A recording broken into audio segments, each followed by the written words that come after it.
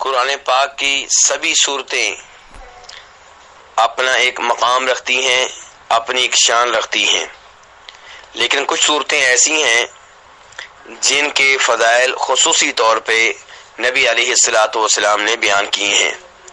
ان میں سے ایک سورہ قل یا ایھا الکافرون ہے۔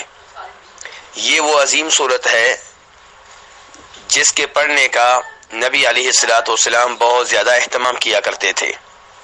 چنانچہ آپ جب 3 وتر پڑھتے تو ان میں سے دوسری رکعت میں سورہ فاتحہ کے بعد آپ سورہ قل یا ایھا الکافرون کی تلاوت کیا کرتے تھے۔ فجر کی 2 رکعتوں میں بھی عام طور پہ آپ پہلی رکعت میں سورہ فاتحہ کے بعد قل یا ایھا الکافرون اور دوسری رکعت میں قل ھو اللہ احد کی تلاوت کیا کرتے تھے۔ ایسے ہی مغرب کے بعد کی 2 سنتوں میں آپ پہلی رکعت میں سورہ فاتحہ کے بعد قل یا ایھا الکافرون کی تلاوت کرتے تھے اور دوسری رکعت میں سورہ فاتحہ کے بعد قل ھو اللہ احد کی تلاوت کیا کرتے تھے۔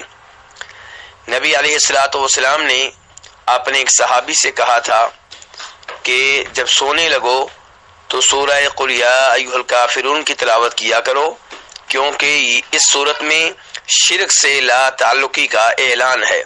اس حدیث کو امام ترمذی اور امام ابو داؤد رحمہ اللہ نے روایت کیا ہے۔ ایسے ہی ایک اور حدیث میں جسے شیخ البانی رحمہ اللہ نے صحیح قرار دیا ہے، نبی علیہ الصلوۃ والسلام فرماتے ہیں کہ سورہ قل یا ایھا الکافرون کی تلاوت قرآن پاک کے 1/4 حصے کی تلاوت کے برابر ہے۔ اللہ تبارک تعالیٰ سے دعا ہے کہ وہ ہمیں اپنے کلام کی تلاوت کرنے کی توفیق عنایت فرمائے اور خصوصی طور پہ ان صورتوں کی تلاوت جن کے فضائل نبی علیہ الصلوۃ والسلام نے خصوصی طور پہ بیان کیے ہیں۔